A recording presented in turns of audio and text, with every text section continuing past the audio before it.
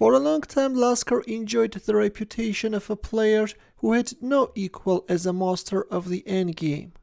If he went into an endgame with the most insignificant advantage, it could be said nearly absolutely that he would win that game. Jose Raul Capablanca. Hello chess lovers, Soren here, and in today's video I want to share with you a very interesting chess puzzle composed by Emanuel Lasker. Probably you know that today is 153rd birth anniversary of the second world chess champion, who wore the champion's crown for 27 years, from 1894 to 1921. Being strong in endgames, Lasker also loved composing endgame studies, trying to link endgame studies to practical play. He used them to improve his analysis. Endgame studies played an organic role in Lasker's system of preparations for his next game. On game day, he would as a rule solve 3 or 4 studies in the morning. Depending on how long it took him to overcome this barrier, Lasker would have an idea of his own sporting form, and consequently of what sort of battle he would wage in his forthcoming encounter. The following chess puzzle which I want to share with you, Lasker published in 1894. The task is to win with the white pieces. You can pause the video and try to find the solution. Ready? Look, right now the pawn on c3 is hanging, and in order not to lose it, you are moving it forward. In return, black knight is attacking it, and again you are forced to move it forward.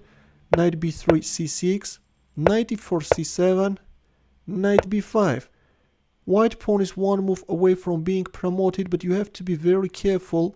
If you go for a queen or rook promotions, then black knight will fork the royal family, and as you know, this is a draw. You can't win with 2 knights.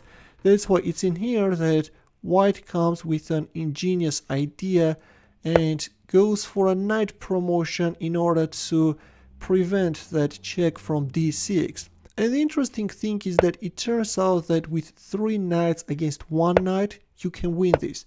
Of course, this requires a huge technique, a huge concentration and energy, but yes, you can prevail. Let's go quickly through one of the possible lines. You know, you can analyze these positions endlessly, but now we will just follow the first moves suggested by Lichess table base. Here we go, white king is coming closer, and now if black keeps away his knight from the king, then you can easily corner that knight, restrict the movement of that knight, and win it. Something which we see in this video, something which we see when following the best moves suggested by table base. King goes on a2, knight f4, knight h4, knight d6. I don't know what's happening with this evaluation bar, but all the time I'm making the best moves suggested by table base, and here we go. Black can't move his knight, and now by coming closer we can win it. There it goes. White is now going to win that knight.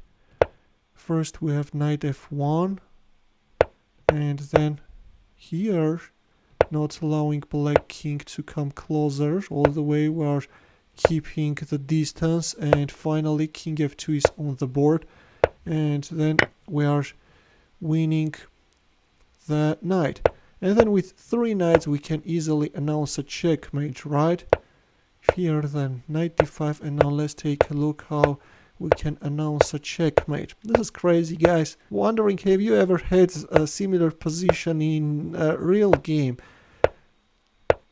Not an easy task, of course, to win. Yes, once again to win with 3 knights against 1, but yeah, theoretically this is winning. And finally we have a checkmate. On move 45 we see a checkmate. Let me remind you once again that I followed the best line suggested by table base. What is interesting, a year later in 1895, the great Alexei Troitsky came up with this puzzle, which is probably, quite possibly influenced by Lasker's composition.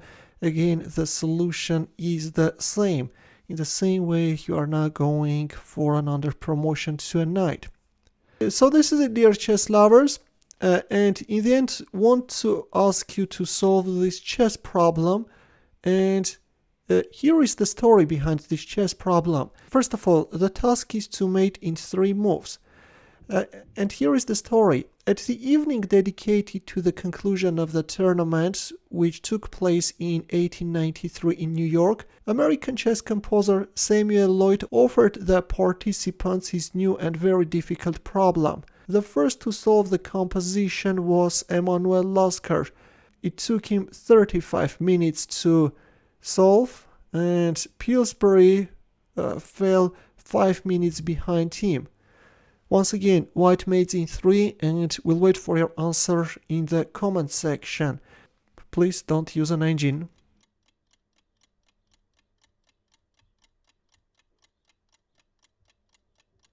Thanks for watching. We'll see you in my next video.